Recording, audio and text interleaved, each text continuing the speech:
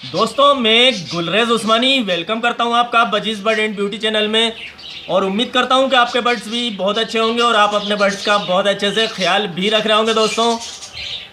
दोस्तों आज मैं बताऊंगा आपको डिटॉल के यूज़ के बारे में। बजीज के लिए डिटॉल का यूज़ कैसे करा जाए और कहीं बजीज के लिए डिटॉल का यूज़ करें तो कोई नुकसानदेह तो नहीं होता। कई सवाल उठते हैं और कई सवाल मुझसे भी दोस्त पूछते हैं, भाई पूछते हैं जो बर्ड्स पालते हैं। वो पूछते हैं कि बजीज़ के लिए अगर डिटॉल का यूज़ करा जाए तो कैसा होगा और क्या हम डिटॉल डायरेक्ट छिड़क सकते हैं। तो डिटॉल का क्या क्या यूज़ होता है बजीज़ के लिए, तो ख़ासतौर से बजीज़ के लिए या परिंदों के लिए, वो मैं बताऊंगा दोस्तों आपको। और वैसे तो आपको पता ही होगा कि डिटॉल का क्या यूज़ होता है। डिटॉल जो होता है ये देखिए आप, ये डिटॉल की बाटल है, आप जानते ही होंगे सभी। और डिटॉल हर घर में वैसे भी पाया जाता है।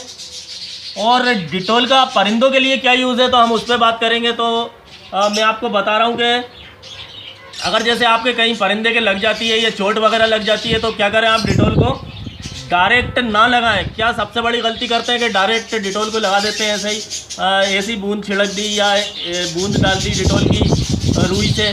तो ऐसे नहीं करना चाहिए दोस्तों। उसमें ये करना चाहिए, कटोरी लें और कटोरी में पानी लें और उसमें 2-3 बूंद डिटॉल डालें। 2-3 बूंद डिटॉल डाल के और फिर उस पानी को आप उस पानी से धोएं, ज़ख़म को धोएं। और धोने के बाद फिर बीटाडिन वगैरह लगाएं, जैसे बीटाडिन ऑइंटमेंट आता है वो लगाएं। तो बजीज़ को वो भी लगा सकते हैं आप। और उसके अलावा नहीं तो आँख के जो कैप्सूल आते हैं, देखे होंगे आपने, छोटे छोटे होते हैं, वो भी लगा सकते हैं अगर ज़ख़म पे। अगर जैसे नहीं है आपके पास बीटाडिन सॉल्यूशन वगैरह तो वो लगा सकते हैं। तो पहले इससे सिर्फ धोने का काम होता है, बैक्टीरिया के लिए होता है, ये जर्म्स वगैरह को ख़त्म करने के लिए होता है डिटॉल।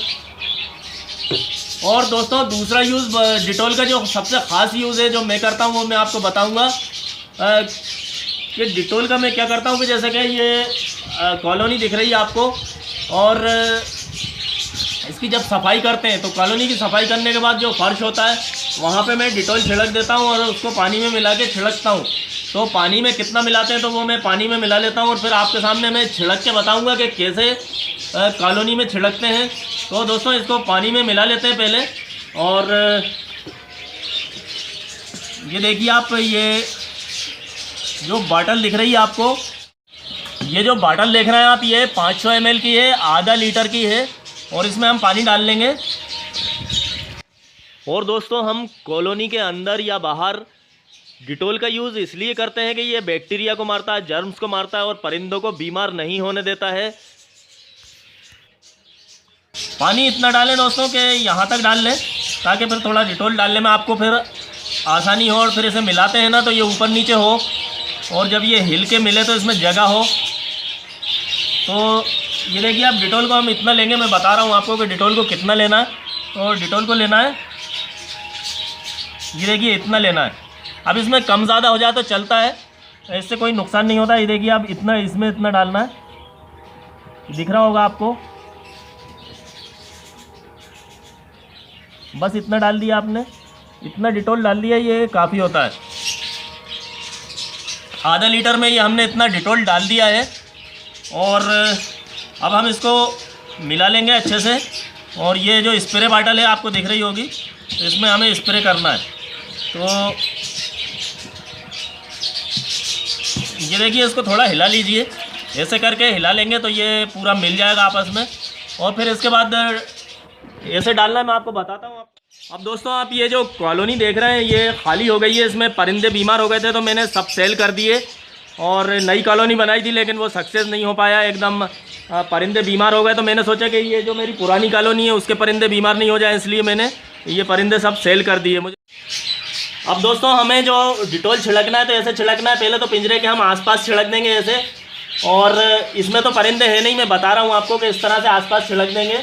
और क्योंकि ये यहीं से घुसते हैं, जो भी कीड़े मकोड़े वगैरह घुसते हैं, तो इस तरह से ये आसपास भी हम छिड़क देंगे। और फिर जैसे कि अब ये मेरा ये यहाँ पे दोनों पिंजरे रखे हैं तो इसके पीछे जगह है तो यहाँ छिड़क देता हूँ मैं। और ये पीछे की साइड आप देख रहे हैं, अगर ये पीछे की साइड देखें आप, ये जगह दिख रही है तो यहाँ भी छिड़क देता हूँ मैं। और इसको ये देखिए डिटॉल को मैं ऐसे छिड़क देता हूँ। और अब कॉलोनी के अंदर फर्श पे छिड़केंगे उससे पहले समंदर झाग, कैल्शियम ब्लॉक और सेंधा नमक और दाना पानी वगैरह बाहर निकाल लेंगे, ताकि उन पर डिटॉल ना छिड़का जाए। दोस्तों अब मैं आ गया हूँ कॉलोनी के अंदर और अब मैं आपको बताऊंगा कि किस तरह से डिटॉल छिड़कते हैं, क्योंकि कई भाई और दोस्त सोचते हैं कि डिटॉल से कोई नुकसान हो सकता है, तो ऐसा बिल्कुल भी नहीं है। और मैं आपको बताऊंगा कि किस तरह से छिड़कना है तो नुकसान नहीं होगा। और देखिए अब मैं छिड़कता हूँ। पहले तो कॉलोनी को साफ़ कर लें, पहले वो अच्छी तरह से झाड़ू वगैरह दे लें और झाड़ू देने के बाद फिर डिटॉल छिड़के। अब दोस्तों फर्श पे हम छिड़केंगे और फर्श पे अगर हम डिटॉल छिड़कते हैं तो कोई नुकसान नहीं होता है। तो ये देखिए इस तरह से फर्श पे छिड़कना है। ये देखिए पहले तो फर्श को साफ़ कर लिया फर्श को और उसके बाद ये हल्का हल्का डिटॉल छिड़कना है। आप बहुत ज़्यादा भी नहीं छिड़कना है, लेकिन इस तरह से आप छिड़क देंगे तो कोई भी नुकसान नहीं होता है। और मैं हमेशा ऐसे छिड़कता हूँ दोस्तों। ये देखिए आप, ये दिख रहा है आपको कि ये डिटॉल छिड़क दिया मैंने और ये आसपास ये इस तरह से मैं सब जगह छिड़क देता हूँ।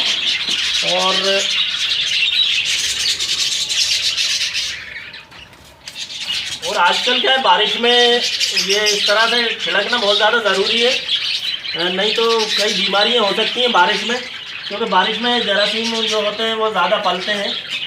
और ये देखिए आप ये इस तरह से। और इस साइड अगर ये कोई साइड में है तो साइड में भी छिड़क देता हूँ मैं। जैसे पीछे दीवार है तो मैं इसमें भी छिड़क देता हूँ। तो इस तरह से दोस्तों ये मैं छिड़क देता हूँ बाहर।